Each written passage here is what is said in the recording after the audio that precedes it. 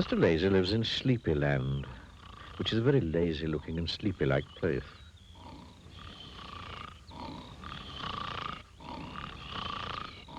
The birds in Sleepyland fly so slowly they sometimes fall out of the sky. The grass takes so long to grow, it only needs cutting once a year. Even the trees are lazy-looking and sleepy-like. And do you know what time everybody gets up in Sleepyland? The answer is they don't get up in the morning. They get up in the afternoon. And incidentally, this is what a Sleepyland clock looks like. Everything takes so long to do, there's only time for 4 hours a day.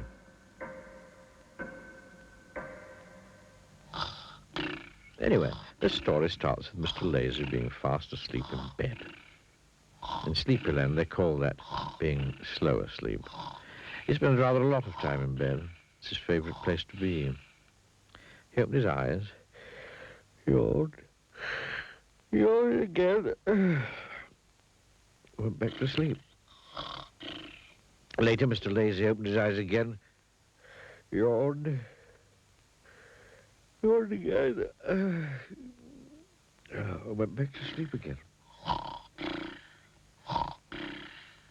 Much later, Mr. Lazy got up and went to make his breakfast. We say breakfast, although really it was tea time. He put the kettle on to make some tea.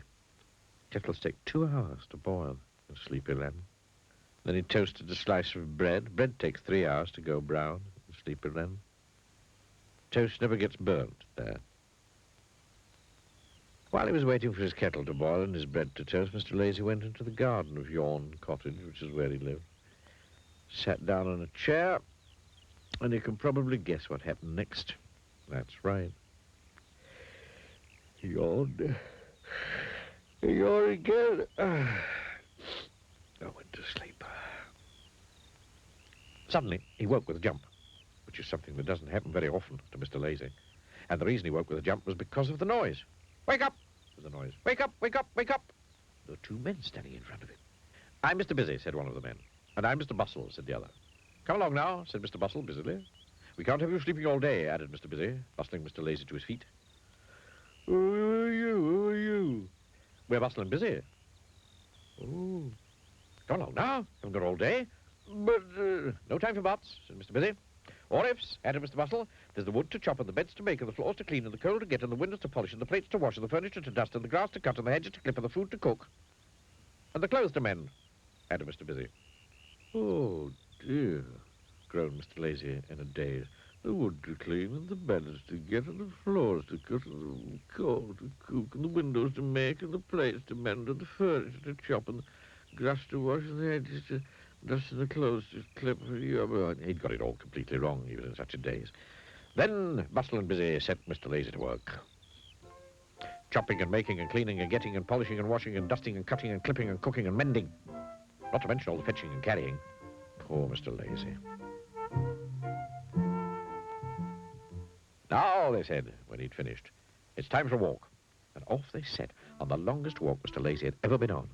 Mr. Lazy is one of those people who never walks when he has a chance of sitting down, and never sits down when he has a chance of lying down. But this day, he had no choice. They made him walk for miles and miles and miles, until he felt that his legs must be worn right down to his body. Poor Mr. Lazy.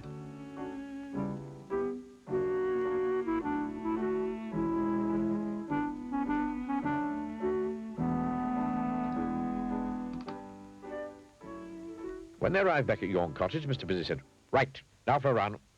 Oh, no. When I blow this whistle, said Mr. Bustle, producing whistle, you've got to start running, as fast as you can, added Busy. Mr. Lazy groaned a deep groan and closed his eyes. Mr. Bustle put the whistle to his lips.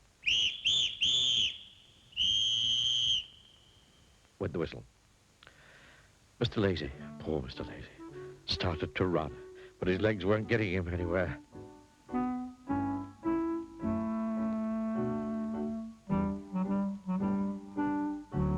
He opened his eyes and looked down to see why, and the reason his legs weren't getting him anywhere was because he was sitting on a chair in the garden. And there was no sign of Mr. Busy or Mr. Bustle. It had all been a terrible dream. And the whistle was the whistling kettle boiling in the kitchen.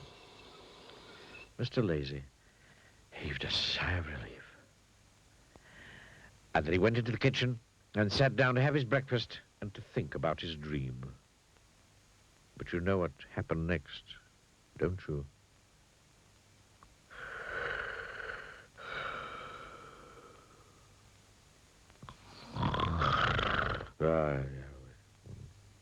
Wake up, Mr. Lazy. Wake up, wake up, wake up.